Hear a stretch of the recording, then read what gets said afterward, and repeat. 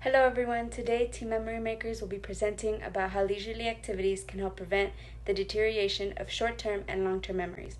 Our group members include Frida Flores, Ambar Mosqueda, Mia Morales, Sofia Pedraza, and myself, Mayela Gaitan.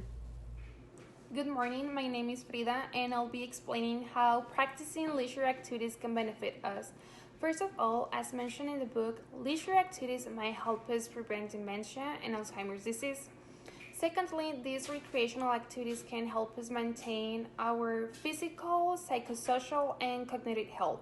For example, outdoor recreational activities such as hiking, swimming, running, those activities can help us improve our physical health. These leisure activities also help us boost our psychosocial status by relieving tension and stress. And lastly, engaging in leisure activities that you enjoy can boost our cognitive health by keeping our brain sharp and alert.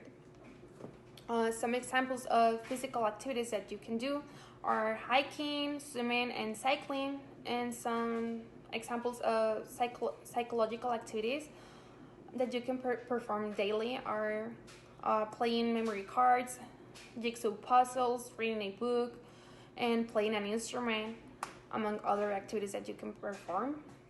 Hello, my name is Amber Mosqueda and I will be showing what you need.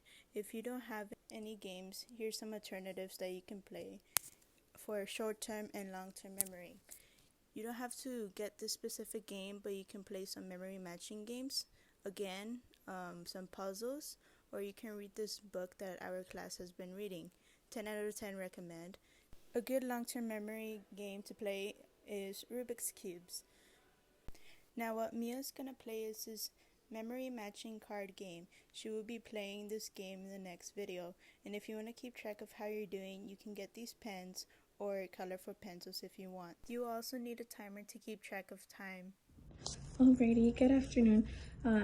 Afternoon in my time. My name is Mia Morales. I'm a part of the team Memory Makers, and today I'll be showing you the activity that we'll be focusing on our brain booth. So what we'll be doing is kind of stimulating short-term and long-term memory by the focus of looking at the cards that our participants would be matching today. So the game that we are incorporating is memory, like a memory matching card. So these fun little cards would be placed on our table or our booth, and the participant, whether they want to participate in short-term memory or long-term memory, they'd have a certain amount of seconds to go ahead and look at the images that are here on the table. That way they could go ahead and memorize them.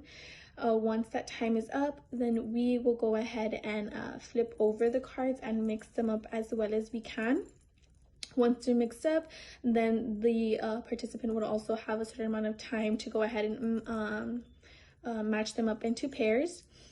And then just depending on how much they get is how much they were able to memorize how we move them around and what images they were exactly looking for.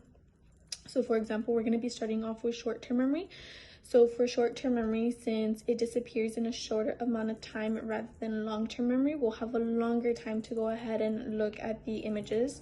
So we'll have about 15 seconds, and I laid out around 6 cards.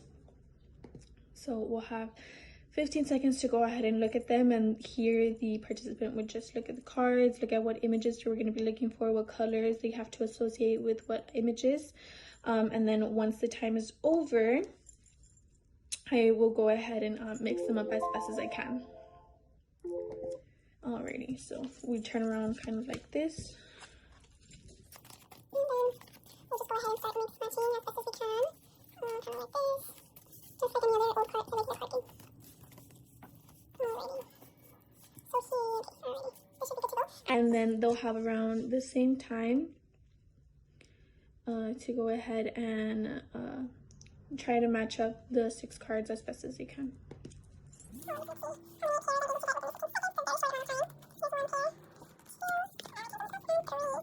15 seconds. I unfortunately was only able to get 3 matching pairs. Hopefully my pairs would get better during long-term memory. Alrighty, so then the cards would be interchanged. That way they're not using the same ones. And then here we'll put a bigger or like a larger amount of cards on the table. So instead of 6, we can do around 8 cards.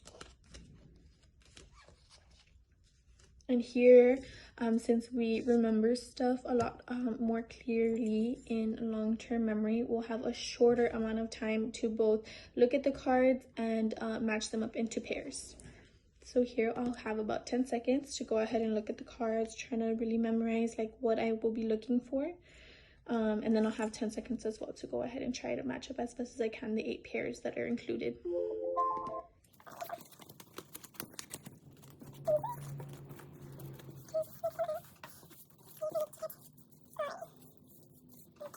And I'll have around 10 seconds as well. Hopefully this goes a little bit better.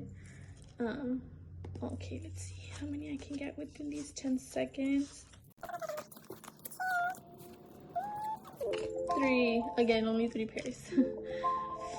But yeah, so this way we'll be able to stimulate our participants' memory retrieval and things like that while kind of engaging their attention on these fun little memory cards. And yeah, this concludes our activity. Hi, my name is Sophia and I am part of Group 5 Team Memory Makers, and today I'm going to be talking about how memories affect us emotionally.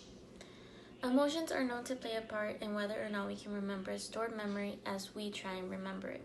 Coaxing ourselves into the same mood we used to be in or that we were in when we experience an incident, for example, has been shown to significantly improve our chances of remembering precise information about it. It seems that emotionally charged events will cause us to remember the incident for a longer period of time. When we are led to experience feelings of delight, frustration, or other emotions, intense memories are more likely than when we are in ordinary circumstances, where we have little to no emotional connection to an incident. When we grow older, the events that occur in our lives have an impact on how we view circumstances in the future. When we have a bad experience, we recall it as being difficult to manage and unpleasant. We use our experiences as a template on how not to behave in order to avoid unpleasant feelings again. When we have a great experience, we want to relive those feelings by using memories to determine how we act in a given situation. Our perspective of the situation changes along with how we act. We start associating experiences with particular types of behaviors and different types of people. Our memories help us piece together what we like and dislike from these associations. In the long run, our memories influence how we view our surroundings, and we devise plans on how we want to pursue our next step. Overall, using memories to help us avoid negative events and experience positive events shape our feelings and personality. So from that script that I wrote, we can basically say that certain feelings make us remember and not remember, especially if they're good and bad feelings, and all those good and bad feelings shape our memories and how we want to remember them. Yeah, so basically all of our memories have a certain type of emotion to it. So if they're really bad, traumatic, sad, we usually block them out to not want to go through that again. And if they're usually happy, exciting, we want to remember it, and we have less trouble remembering about it since it brought us so much happiness to our brain. So yeah, that all has to do with how it affects us emotionally and how the memory plays a part in every emotion we feel.